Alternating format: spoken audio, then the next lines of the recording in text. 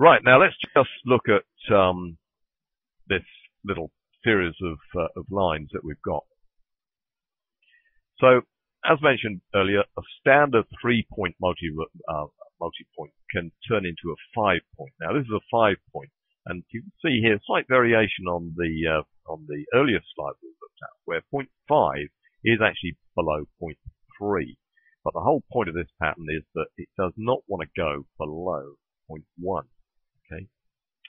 Now, I mentioned here that the move from 2 to 3, 3 to 4, and 4 to 5 is a very important part of Elliott wave, and in fact is probably, certainly for those people first looking at Elliott wave, it's one of the most tradable patterns. It's the ABC measured move, where the distance traveled, or at least the vertical distance traveled, from 2 to 3 is very often exactly the same as the vertical distance traveled from 4 to 5. So ideally, the trader is going to see this move down from 2 to 3 and then the rally up to 4.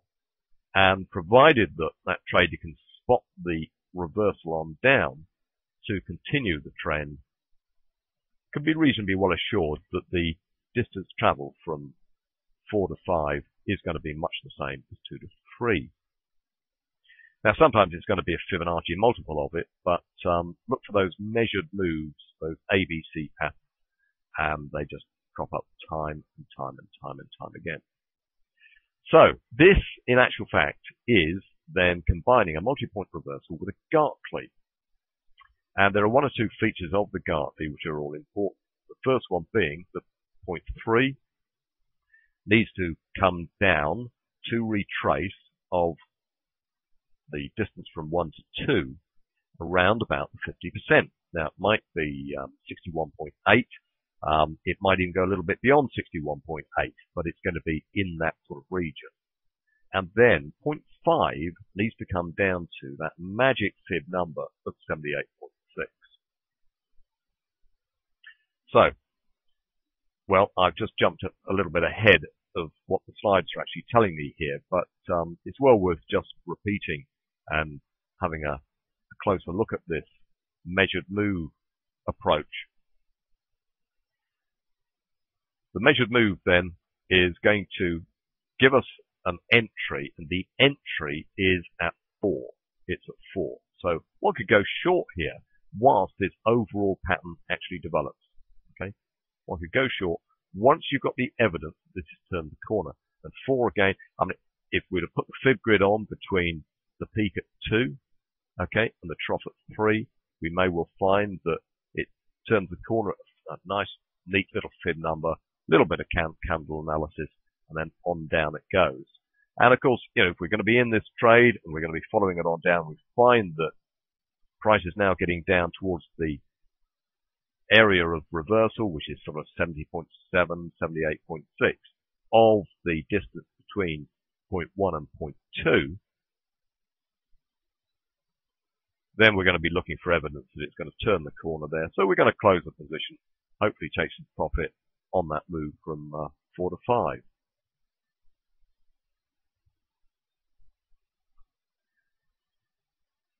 Right, now let's just have a look at the standard Gartley. Let's say we've got a little bit of sideways price action going on here, and then price moves on up. And we just use the standard sort of notation here, which starts with an X. All right. Price then moves up smartly to A. It then retraces, and it retraces down to somewhere around about 61.8. Doesn't have to be spot on, but in that region of 61.8 is the ideal Gartley pattern retracement here. Price then pops back up. Up it goes, rallies back up, fails, and the rally fails somewhere between 38.2 and 88.6. So quite where that one fails is not prescribed closely, but the fact is it needs to fail at some point before getting above point A. Okay. Then on down it comes. The C to D move then is going to be that measured move or something rather like it. So it may be a Fibonacci multiple of the A to B distance. So C to D, it might just be 50%, it might just be 61.8. It might even go to 138.2. That, of course, will depend somewhat on how far this thing rallied back, B to C. Okay, now point D is the all-important part of this, and it is going to be 78.6, okay, of the distance between where it started from, which is X, and then where the rally up went at A, all right? So 78.6 is where it comes down to. Of A to B, then, as I've mentioned, this can be a multiple.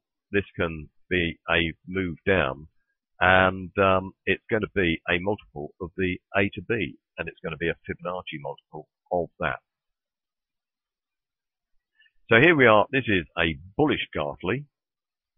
Where are the targets? Well, the first target is a move all the way back up to A. All right? That's going to be the first target in that region.